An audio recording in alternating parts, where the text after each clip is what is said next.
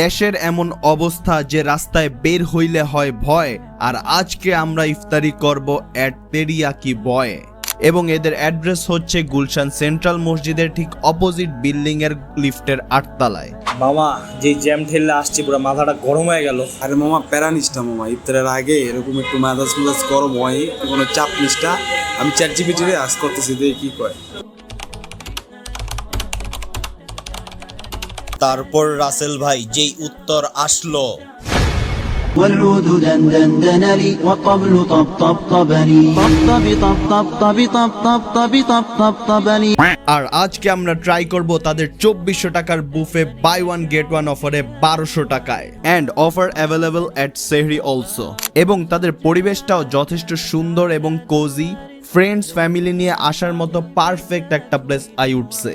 মামা ইফতারের আগে দোয়া করলে তো দোয়া কবুল হওয়ার চান্স অনেক বেশি থাকে, তাই দোয়া কর অনেক ভালো মতো যাতে আমাদের ভাগ্যে কোনো বিড়িখোর শাহবাগী না পড়ে। আমি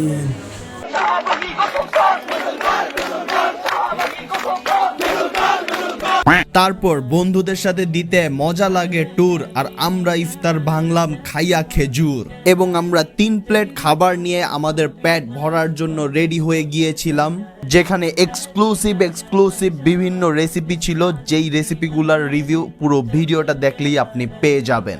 অ্যান্ড বিফোর ইউ কন্টিনিউ, আমি আপনাদেরকে রিমাইন্ড করাতে চাই যে এই রমজান মাসে আপনি এখানে এসে আনলিমিটেড খাবার খাইতে আসেন বা না আসেন, বাট প্লিজ এই রমজান মাসে আনলিমিটেড দোয়া করেন, আনলিমিটেড টাইমস মাফ চান আল্লাহের কাছে। ফার্স্টেই যদি তাদের হাফ বোনলেস পেরি পেরি চিকেনের কথা বলি, আই মাস্ট সে ফ্লেভারটা খুবই প্রিমিয়াম টাইপ ছিল এবং যথেষ্ট সফট হওয়ার কারণে ইট ওয়াজ অ্যামেজিং। তারপর তাদের কলা দিয়ে তৈরি একটা রেসিপি ট্রাই করলাম, যেটা ক্রিস্পি, ইউনিক এবং সুইট ছিল, এবং কলাটা তারা পারফেক্টলি ম্যাশড আপ করেছিল, যার কারণে এটাও আমাদের মজা লেগেছে। তারপর যদি তাদের তেরিয়াকি বয় চিকেনের কথা বলি, তাহলে এক কথায় এটা ছিল অসাধারণ।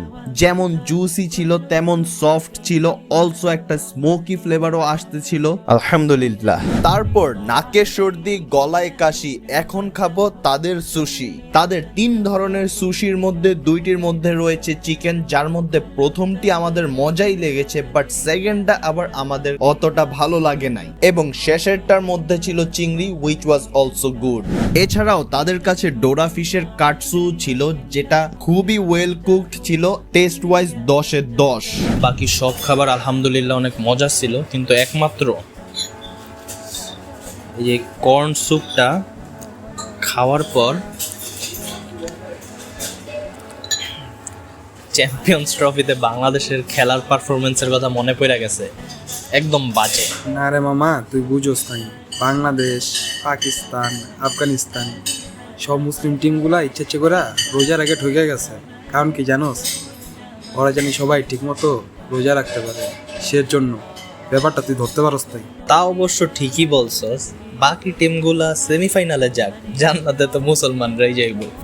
নাও let's talk about their wagyu beef, যেটা তাদের সবগুলো রেসিপির মধ্যে আমাদের সবচেয়ে মজাদার লেগেছিল।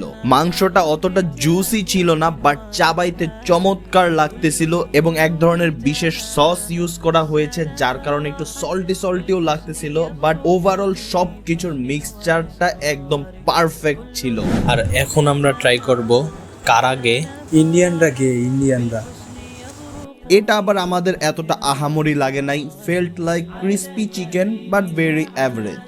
দেন এই খাবারটির নাম হচ্ছে বিফ বেলি, এবং আমরা এটা ঢুকাইতেছিলাম ও বেলির ভিতর বেলি ঢুকাইয়া আমাদের মজাই লাগছে। এটা একটু ড্রাই হইলেও এর থেকেও একটা স্মোকি ফ্লেভার পাওয়া যায়, অনেকটা গ্রিলের মতো, বাট অসাধারণ।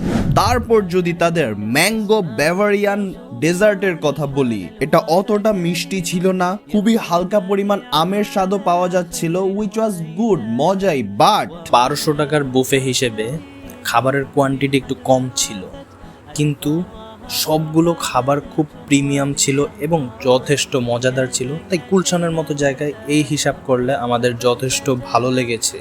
কিন্তু ডেজার্ট আমাদের খুবই ডিসঅ্যাপয়েন্ট করেছে, কারণ হলো এই ফলগুলো যদি বাদ দেওয়া হয় তাহলে ডেজার্ট শুধুমাত্র এই একটাই, আর কোনো ডেজার্ট নাই ব্রো। ডেজার্ট অ্যাটলিস্ট আরও কয়েকটা তো থাকা অবশ্যই উচিত ছিল। আলহামদুলিল্লাহ মামা, যেই খাবার খাইছি ইফতার ডান বললে ভুল হবে, বলতে হবে সেহরি ডান। তো আশা করি ভিডিওটা ভালো লেগেছে এবং দোয়া করি এই রমজান মাস যেন আমার আপনার জন্য বরকতময় হয় এবং রমজানের উদ্দেশ্য যাতে আমরা পূরণ করতে পারি।